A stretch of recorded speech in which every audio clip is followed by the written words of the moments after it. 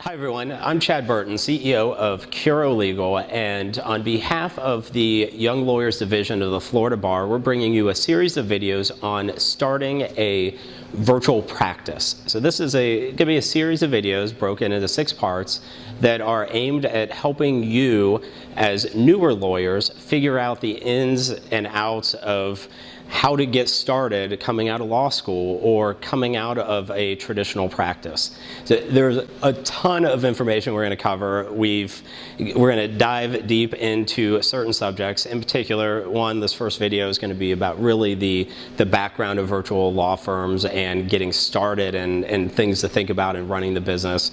We're also going to cover the technology that you need to think about and the ethics rules surrounding that technology to use to run an effective virtual practice. We're also going to jump into how to build a team, looking at how to bring other lawyers into your firm, as well as your support, such as assistants, paralegals, everybody you need to help run a firm. We're also going to jump into marketing, and another video will address office space, which sounds like an odd topic, but we could we could talk about that for hours. But it's important, especially if we're talking about how do you effectively use technology to operate a mobile or virtual practice. And then the last video is going to dive into client interaction.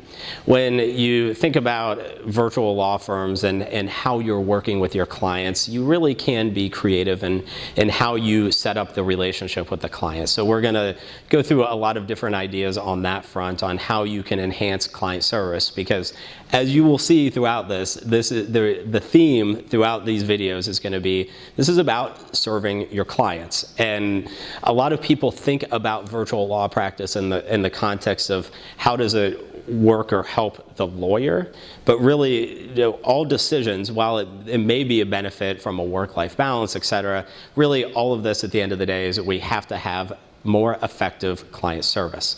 So that's what you'll see throughout the series. So let's jump into getting started. I want to talk a little bit about what it means to be a virtual law practice. It's a term of art that's been used that's only really been around 5 or 6 years. I'll give you some of my thoughts when I started my own type of virtual law practice as to what I think about it from a marketing perspective. But it's a relatively new term, and it sounds kind of mystical and magical if you remember that horrible movie, The Minority Report, from maybe a decade or so ago, where Tom Cruise could predict crimes in the future and would wave technology around with little gloves. Like, people think of it like that as some kind of not a real law practice, or some old school lawyers will tend to think of a virtual law practice as a young lawyer sitting in their parents' basement, eating Cheetos, waiting for a client to show up online while watching TV. And maybe that's true, and maybe I've done it wrong, because that actually doesn't sound horrible. But really what we're talking about is leveraging technology and being more creative with how you run a law practice. At the end of the day, as you go through all this, especially if you're in a traditional firm or if you present this idea to maybe more old school lawyers, they will look at this and say, oh, well, that's just a different way to practice law, and that's okay. We don't have to default to the way that things have always been done when we're setting up a law practice. If you think about if you are coming from a traditional firm or you set up a traditional model and you're thinking about going to a virtual law practice, the traditional way of setting up a firm is, okay, I need an office. I need my landline. I need to hire a staff. I need to do, get a big copier and printer. I need to do all the stuff that is, just what you've always done. And what we'll see throughout the virtual law practice model is that you don't have to default to the way things were done, have always been done. It can be very, very fluid and really match the types of clients you're serving and the type of practice you want to set up. So let's talk a little bit about the definition of virtual law practice so you understand just how wide range the definition is. You can, if you got online and kind of looked at what does it mean to be a virtual law practice, you will see some people that take a very strict definition to say virtual law practice means only serving clients online. meaning that your entire interaction with the client is over the internet through what is called a secure client portal. And we'll talk about those more in the series. But you don't have face-to-face interaction at all. That's a very kind of one end of the definition. And then the other end of the spectrum of what could be labeled a virtual law firm, multiple lawyers, multi-state, so multi-jurisdiction practices, providing full service representation to clients, just doing it outside of a traditional brick and mortar setting. So you have these kind of really wide-ranging goalposts, and then really everything in between, because you can kind of slice and dice the ideas in ways that are creative, that make sense based on the practice area. So there's a wide range as to what this means, and we'll keep coming back to the fact that it's really about practicing law. But let's use the label for purposes of this series, because it is helpful for purposes of kind of getting your head around thinking about things differently, and being more creative with how you set up a practice. Let's talk about getting started with the virtual practice.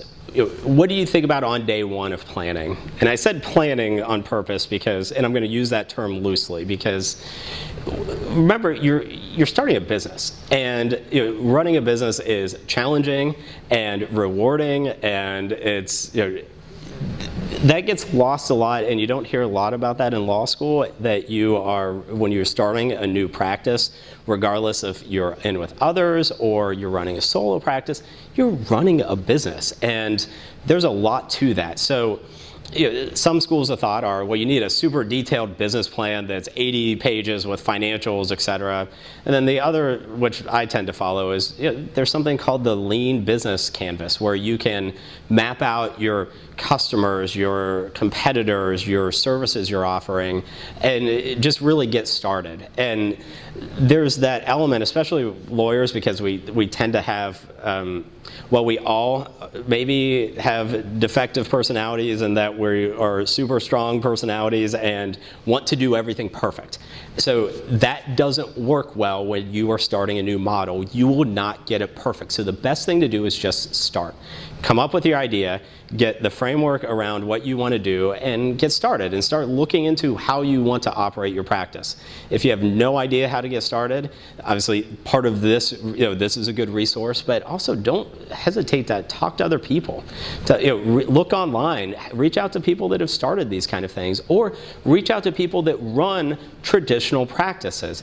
Understand what it was like for them to start a new business and the challenges that they've had and things like that. I mean, there's a lot of value there. Even if you're looking at developing something new, it's good to learn from different ways that people have run more old school practices. So on day one with the planning, here are the things that I would really like you to take a look at, because this will drive everything else.